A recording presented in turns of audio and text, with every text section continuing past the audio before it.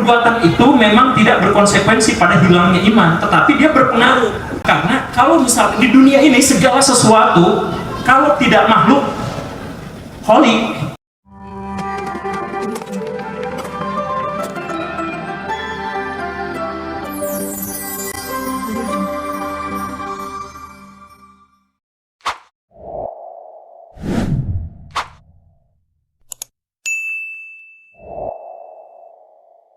sampai sejauh ini ada yang mau ditanyakan?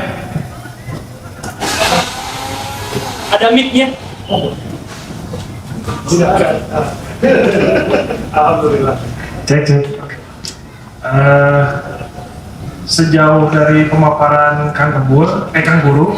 Iya, ya sama aja sih.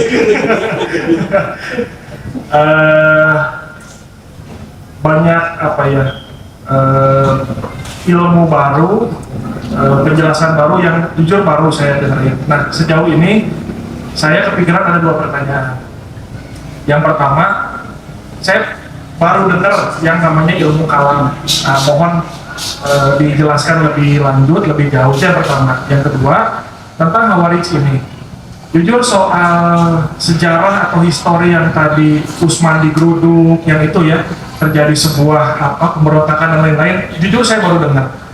Dan itu cukup membelalakan mata saya, kaget gitu. Terus dimana diduga salah satu pelakunya adalah anak dari sahabat juga, dimana Ali sebetulnya kan menantu dari Nabi juga kan, jadi dilematis lah gitu ya. Tentang sekelumit kisah itu jujur saya baru dengar. Nah, yang mau saya tanyakan tentang Khawarij ini, kalau Kang Guru tahu, Mugia tahu, tadi sempat sedikit kesentil dibahas.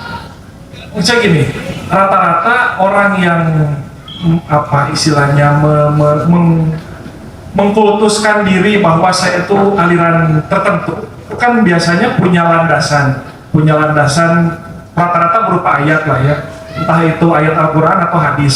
Mereka punya landasan. Nah, tadi sedikit sama Kang Guru sedikit udah kesentil. Mereka tuh landasannya salah satunya yang tadi disebutkan ayatnya. Cuman saya pengen itu dibahas sedikit lebih mendalam. Apakah hanya satu ayat landasan mereka menghawariskan diri kan gitunya? Karena kan awalnya karena tadi Kang Guru bilang bahwa istilah Khawarij ini bukan hanya istilah dari luar ke mereka sendiri pun menamai diri mereka Khawarij kan gitu, mengiklankan diri mereka, iya aing Khawarij kan gitu. Maka orang-orang luar pun di luar Khawarij menyebut mereka Khawarij. Nah, yang pengen saya tanyain teh, landasan mereka mengkhawarijkan diri teh apa ayatnya? Entah itu mungkin ayat Al-Quran atau mungkin hadis. Terus yang bikin saya makin penasaran, mereka teh terindikasi sebutlahnya lahir di mana si Khawarij ini, si aliran Khawarij ini lahirnya di mana? Pasti di dataran Arab, cuma di sebelah mana? Terus kalau pergerakannya seperti apa kan tadi sudah kasih tahu lah ya, bahwa di masa itu jumlah masanya habis, cuman ideologinya tetap remains ya, tetap ada gitu. Karena ideologi yang sudah pernah lahir itu nggak akan pernah mati gitu. Suka ada aja gitu orang-orang random yang meneruskan ideologi tersebut gitu. Nah, jadi kesimpulannya yang mau saya tanyakan, satu tentang ilmu kalam, yang kedua tentang Khawarij tadi, landasan mereka mengkhawarijkan diri itu apa, terus landasan ayat maksudnya ya, terus lahirnya di mana sih si Khawarij ini gitu. Itu aja, terima kasih. Nuhun. Ada yang mau ngasih jawaban dulu? Di sini ada yang tahu apa itu ilmu kalam? Apa? Nggak tahu. Akang tahu? Jadi gini ceritanya, kalau di antara Baraya ada yang mengaku kami itu adalah kelompok Ahlus Sunnah wal Jamaah. Itu kalam. Kami Syiah, atau kami menyebutnya Ahlul Bait. Nah, mereka menyebutnya Ahlul Bait gitu kan. Nah, itu ilmu kalam.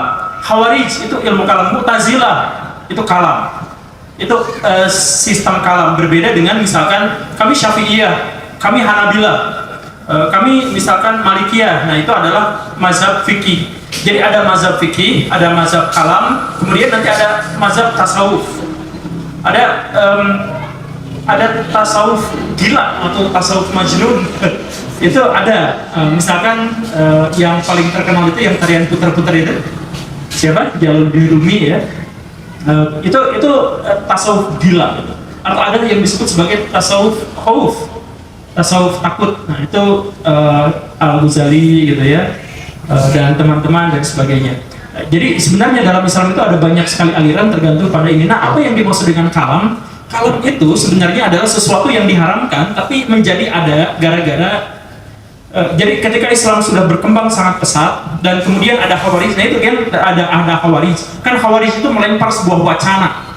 Apa yang dilemparkannya itu adalah bahwa perbuatan itu sama dengan iman. Jadi setiap satu perbuatan sama dengan satu iman atau satu agama. Berbeda perbuatan, berbeda agamanya. Nah dari situ maka muncullah kemudian kelompok yang berusaha untuk mengimbangi atau berusaha untuk mengalahkan opini itu atau pendapat itu, yaitu orang-orang Murji'ah. Orang-orang Murji'ah itu mengatakan bahwa semua yang dilakukan oleh seorang muslim itu tidak berimplikasi apapun pada iman. Nah ini ekstrim kanan gitu. Kalau tadi anggap tadi ekstrim gini, ini ekstrim kanan. Jadi mau zina mau apa tidak akan berpengaruh apapun terhadap keimanan, karena keimanan itu sudah dipatok. Nah, kalau misalkan saya pribadi kan menganggap bahwa perbuatan itu memang tidak berkonsekuensi pada hilangnya iman, tetapi dia berpengaruh pada iman. Jadi iman itu bisa naik dan turun kan? Sebenarnya di dalam Al-Quran itu disebut iman itu bisa naik dan bisa turun, dan bisa naik dan turun itu tergantung pada perbuatan, tapi itu gak bisa menyebabkan keluarnya. Nah dua kelompok itu berantem, degdung gitu berantem ya. Nah kemudian dua aliran ini setelah berantem itu disatukan oleh satu kelompok namanya kelompok Mu'tazilah. Kelompok Mu'tazilah itu kemudian memunculkan sebuah istilah yang namanya manzilah baina manzilatain, posisi di antara dua posisi. Jadi maksudnya kalau ada orang yang benar-benar jahat, maka dia itu dia tidak disebut kafir, tapi dia juga tidak bisa disebut beriman, tapi dia disebut sebagai fasik. Ada kan dalil di dalam Al-Quran yang isinya fasik gitu. Nah fasik itu adalah orang yang kelewat berdosa tapi gak keluar dari ajaran agama Islam, maka dia disebut sebagai fasik. Manzilatain gitu loh. yang istilah Mu'tazilah itu seperti itu. Jadi Mu'tazilah itu pada waktu itu berusaha untuk mempersatukan, kan biasa ya kalau dalam dialektik Karl Marx itu adalah ada tesis, antitesis, sintesis gitu ya. Di mana-mana pasti seperti itu. Belanda menguasai Indonesia, dilawan sama pejuang, sintesisnya jadi Indonesia berdiri gitu. Ya seperti itulah dan semuanya. Nah ini Mu'tazilah itu muncul seperti itu. Tapi ketika Mu'tazilah muncul itu, Mu'tazilah itu sebenarnya dipengaruhi oleh perdebatan-perdebatan melawan orang-orang Kristen khususnya. Jadi orang Kristen pada waktu itu adalah jadi saya jelaskan ya, orang-orang Islam pada waktu Mu'tazilah berdiri itu adalah orang-orang Islam yang sudah tinggal di Baghdad, sudah tinggal di Kufah, sudah tinggal di Basrah, sudah tinggal di Irak secara keseluruhan. Irak pada waktu itu dipenuhi oleh orang-orang atau filosof-filosof Kristen, karena di dunia Kristen filsafat dibantai oleh Kaisar Justinianus. Kaisar Justinianus ini mengharamkan filsafat untuk orang-orang Kristen. Maka filosof-filosof Kristen kabur ke dunia Islam, ngajak debat, ngajak ribut, debat teologi. Nah, perdebatan teologis itu kemudian memunculkan pendekar-pendekar Islam yang kemudian namanya adalah Mu'tazilah. Tapi Mu'tazilah itu karena dia terlalu banyak perdebatan dengan orang-orang Kristen, maka mereka terjebak pada pembahasan tentang Tuhan. Misalkan gini, Allah duduk di atas arsy atau ada di mana-mana. Ketika disebutkan di dalam Al-Quran wujud Allah atau wajah Allah, hadapkanlah hadaplah dirimu kepada wajah Allah gitu, misalkan yang seperti itu. Atau dimanapun kamu memandang maka di situ ada wajah Allah gitu. Ini wajah itu beneran ada atau tidak? Gitu. Karena orang-orang Kristen pada waktu itu adalah orang yang terbiasa membicarakan masalah teologi dan ngajak debat. Dan pada waktu itu baik dinasti Umayyah maupun dinasti Abbasiyah itu adalah dinasti yang mempersilahkan perdebatan agama. Bahkan seminggu sekali diadain diskusi agama di sisi khalifah, yang Buddha, yang apa itu ini. Nah, tapi ada debat-debat liar gitu. bukan di YouTube, tapi debat liar di jalanan, di mana-mana gitu. Nah, maka muncullah kelompok Mu'tazilah yang menjadi kebablasan karena mereka jadi ikut-ikutan membahas tentang sifat Allah. Sampai akhirnya mereka memunculkan gagasan bahwa Al-Quran itu makhluk. Kenapa Al-Quran itu makhluk? Karena disebutkan, sesungguhnya kami menurunkan Al-Quran. Misalkan ya, kami menurunkan Al-Quran di bulan Ramadan, misalkan yang seperti itu. Kata Mu'tazilah, segala sesuatu yang diturunkan itu pasti makhluk. Kan diturunkan, benar ya? Nah, kata Mu'tazilah, maka Al-Quran itu makhluk. Begitu. Karena apa? Karena kalau misalnya di dunia ini segala sesuatu kalau tidak makhluk, holy. Kalau bukan makhluk, pasti Tuhan. Gak ada di dunia ini yang bukan itu gitu. Jadi segala sesuatu kan ciptaan Tuhan, benar ya? Ada nggak sesuatu tapi bukan ciptaan Tuhan? Ada nggak? Ada, Tuhan sendiri. Jadi konsekuensinya cuma dua. Kalau misalkan disebut Al-Quran makhluk, bukan. Kalau disebut bukan makhluk, maka dia disebut Tuhan. Kalau Quran disebut Tuhan, maka Tuhannya jadi dua, maka menjadi musyrik. Maka kata Mu'tazilah adalah menjadi orang-orang musyrik bagi siapapun yang mengatakan bahwa Al-Quran itu adalah makhluk. Begitu. Maka Mu'tazilah itu di bawah pimpinan Al-Ma'mun dan kemudian Al-Mutawakil, Al-Mutasim, nggak bener, Al-Mutawakil, maaf ya, Al-Mutawakil bi amrillah tahun 833 Masehi itu kemudian bikin sebuah tes. Semua ulama dites dengan satu pertanyaan, Al-Quran itu makhluk atau bukan? Kalau nyebutnya makhluk, ditendang, dianggap bukan ulama, bahkan dibunuh. Salah satu yang menjadi korban pada waktu itu adalah Ahmad bin Hanbal, murid dari Imam Syafi'i. Ahmad bin Hanbal itu ditanya, kalau Al-Quran makhluk atau bukan? Kata Ahmad bin Hanbal, ini jawaban yang penting ya, jawaban penting dalam tradisi ilmu kalam. Al-Quran makhluk bukan? Kalam Allah. Karena di dalam Al-Quran disebut bahwa sesungguhnya Al-Quran itu adalah kalam Allah. Kata Mu'tazilah, iya, emang kalam Allah. Tapi kalam Allah itu makhluk atau bukan? Kalau kalam Allah disebut makhluk, maka dia menjadi Kristen. Karena Isa itu adalah kalam Tuhan dan dia statusnya Tuhan dalam agama Kristen. Karena Mu'tazilah udah makan dengan perdebatan dengan orang-orang Kristen, maka siapapun yang menyebut bahwa Al-Quran itu adalah kalam Allah, maka dia menjadi musyrik atau dia menjadi fans Kristen. Gitu. Kata Ahmad bin Hanbal, Al-Quran bukan.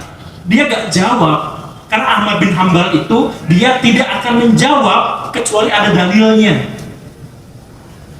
Jadi karena dia itu adalah ulama salaf gitu. Jadi ulama yang benar-benar strict banget sama hadis sama Quran gitu. Jadi kalau gak ada Quran dan hadis dia gak mau jawab.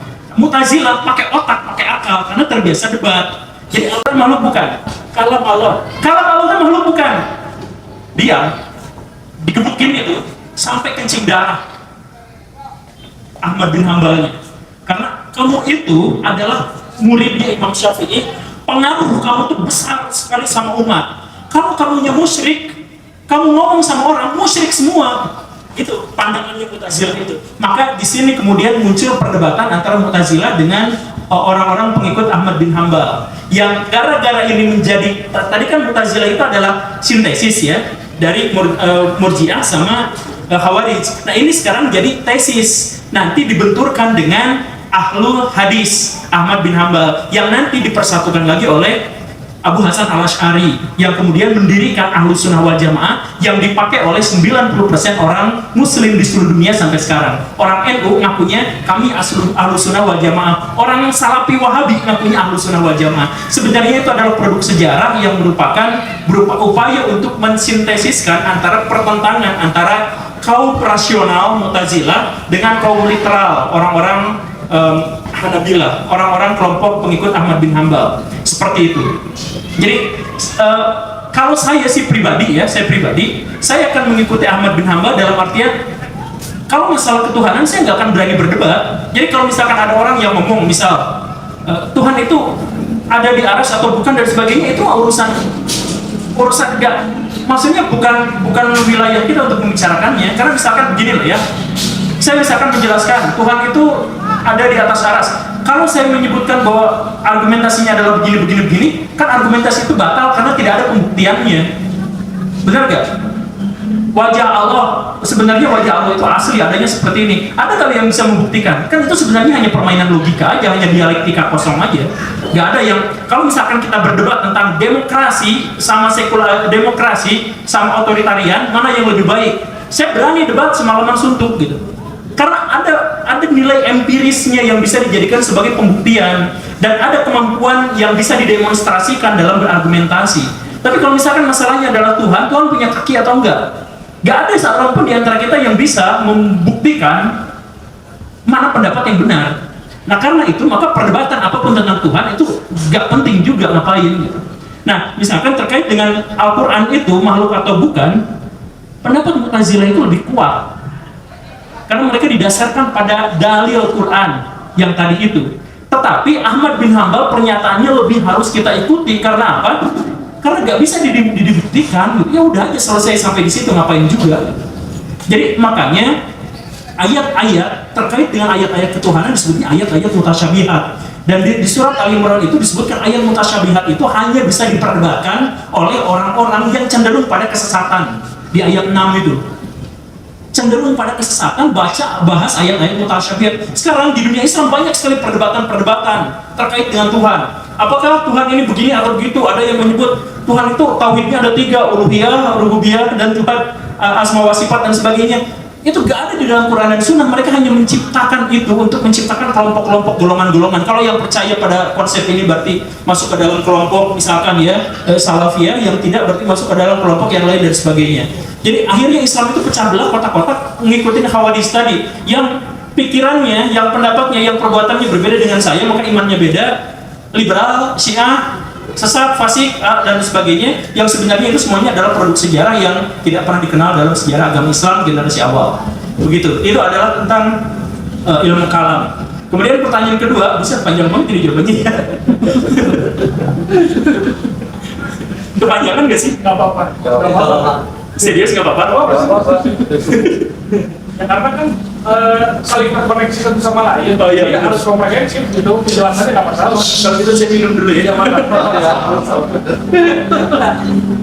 Kedua, terkait dengan apakah ada dalilnya. Jadi gini nih ya, kebiasaan orang-orang Islam itu menggunakan dalil bukan gara-gara itu adalah bagian dari agamanya, tapi gara-gara menutupi kesalahannya. Saya mohon maaf, nah ini juga ada salah satu akang di sini yang tadi ngomong seperti itu, dan ini memang sudah jadi kebiasaan akhir-akhir ini orang-orang Islam. Jadi misalkan gini, saya mohon maaf ya kalau ada orangnya, ya langsung saja.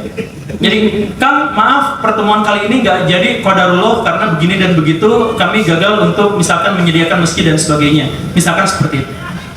Itu bermasalah nggak? Sangat bermasalah dalam urusan tauhid. Tapi dibiasakan. Kenapa coba? Karena apa? Karena dia bilang ini qadarullah, kami gagal untuk menyediakan tempatnya. Jadi teman saya yang bikin cerita inspiratif Sengkala juga pernah, ya Kang kita udah rapat, Kang punten pisan ini sudah qadarullah, jadi ada satu orang yang tidak bisa hadir gara-gara begini dan begitu. Jadi maksudnya terkait dengan alasan itu kita gak bisa mencantumkannya pada Tuhan.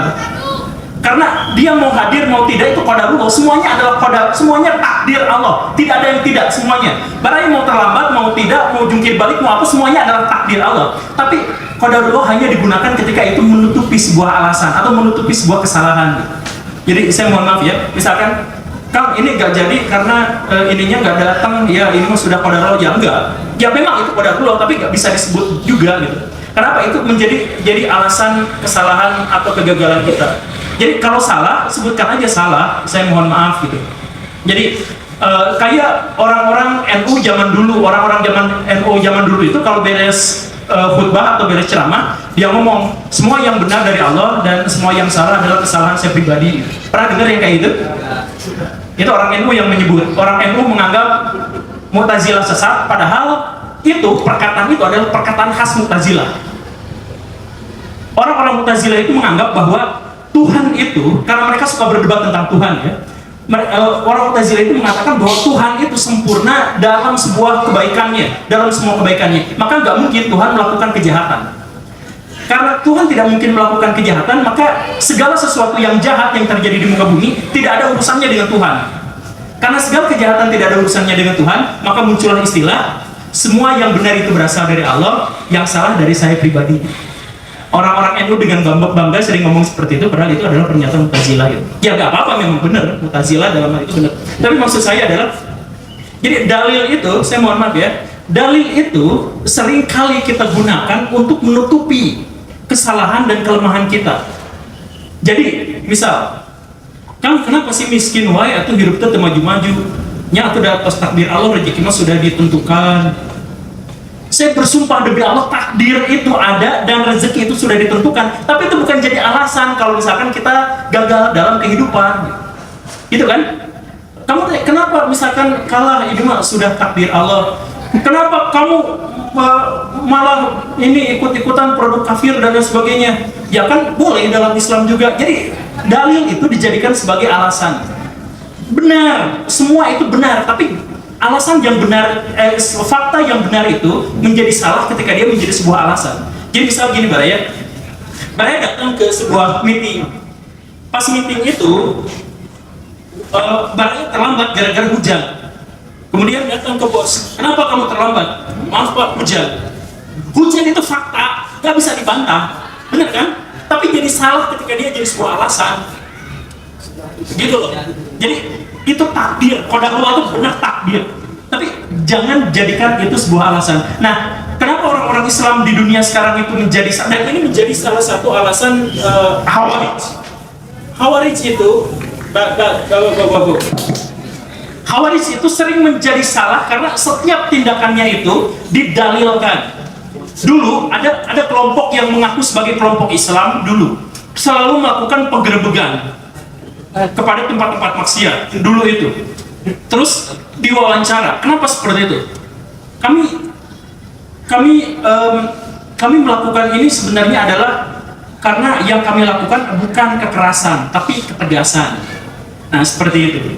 Ada nggak dalilnya? Nggak ada. Mereka bikin aja sendiri dalilnya. Tapi kemudian ketika mereka melakukan kekerasan, ini bagian dari Islam. Ketika ada yang melakukan pembunuhan, ini bagian dari Islam. Ada ibu-ibu kemarin mencuri di mall. Kenapa ibu mencuri? Ya, saya nggak bisa disebut pencuri Pak, karena segala sesuatu ini adalah milik Allah.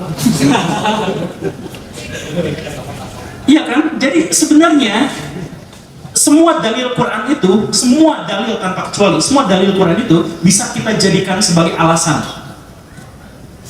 Benar bisa dijadikan sebuah alasan. Karena itulah maka ulama-ulama di zaman dulu itu kemudian mengharamkan pembuatan alasan-alasan yang dikait-kaitkan dengan urusan Tuhan. Gak boleh seperti itu. Kalau misalkan Baraya malas kemudian jatuh miskin, ya bilang aja, saya mah bukan tipe orang yang suka kerja keras. Gitu kan, gampang kan? Ya, betul. Jangan nyebut ya udah ditakdirkan sama Tuhan. Ya takdirnya benar ada, tapi jangan jadi alasan. Itu berarti merendahkan Tuhan gitu. Menjadi penutup bagi kesalahan kita gitu. Nah tapi itu kebiasaan kita. Jadi ini sudah kebiasaan umum. Saya juga nggak bisa nyalahin, karena saya juga nggak tahu ini awal mulanya kebiasaan seperti ini dari mana. Tapi Khawarij itu juga punya kebiasaan yang selalu sama. Setiap dia melakukan kesalahan, dia cantumkan kesalahan itu pada Tuhan. Begitu.